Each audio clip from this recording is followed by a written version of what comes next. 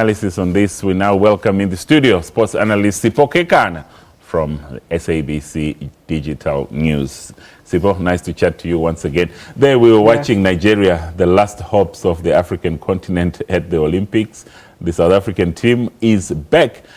What do you make of their performance there? Was it good enough? Obviously, the fact that they're coming back, it wasn't good enough.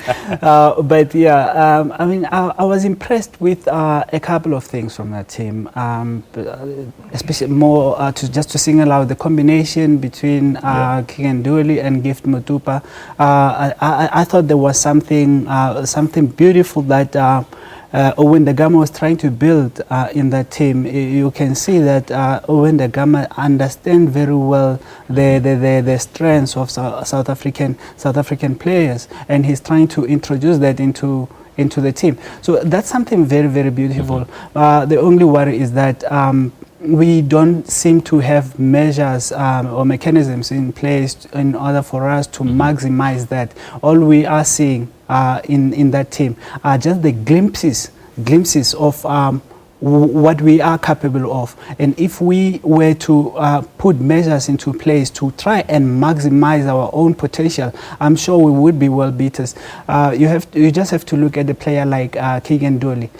Kiganduli, he's been through all the development structures, all the levels. He's come through all those structures, and he's such a player that he's so arrogant on the ball. I mean, even the Brazilians were talking about him.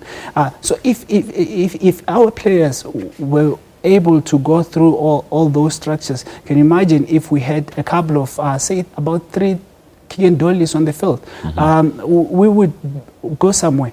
But if you look at the development structure that he's been through, the Alspacta one, which was based in Potchefstroom, it has closed down.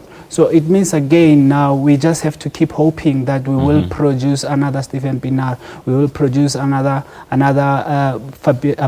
Benny McCarthy, without actually putting measures in place to ensure that we do replace those players that once made us put us where we are at the moment. But there's this one fundamental question that many people are now asking, that if you look at the under-23 team, and FIFA itself does not have an under-23 cup in their calendar, and besides playing in the Olympics, is there really any use of having an under-23 team?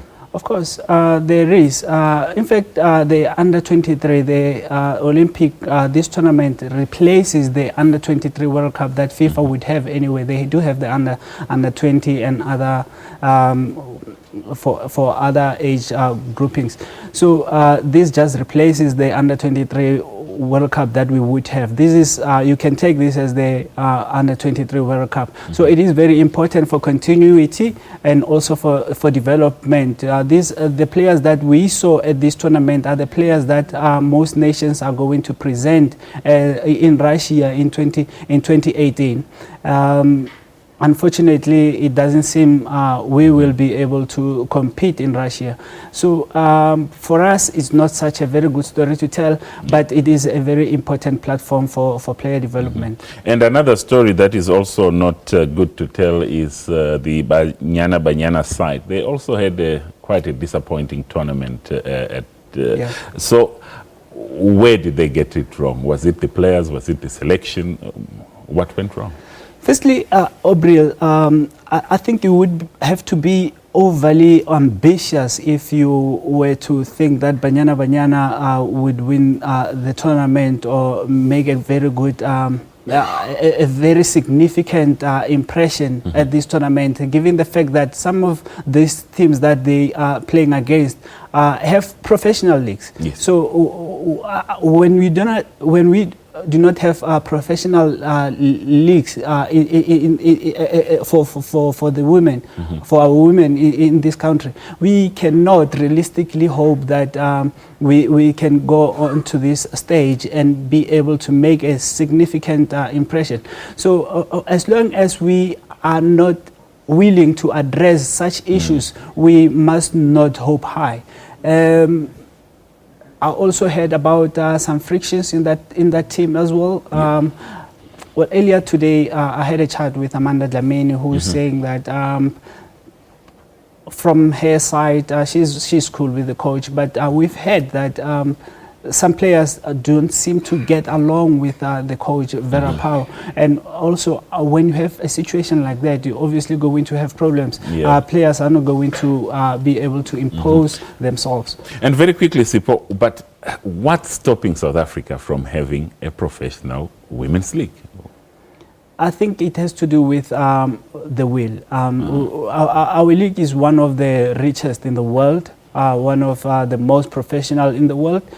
So the resources are there for us to have a professional league, but there doesn't seem to be, the will is not there. And I put it down to that, actually. All right, Sipho Kekana, thank you so much for your insights there. That was sports analyst from SABC Digital News, Sipho Kekana. Well, that's where we have to end this hour's edition of Sports News. I will be back shortly, top of the hour, with more news and sports news. But to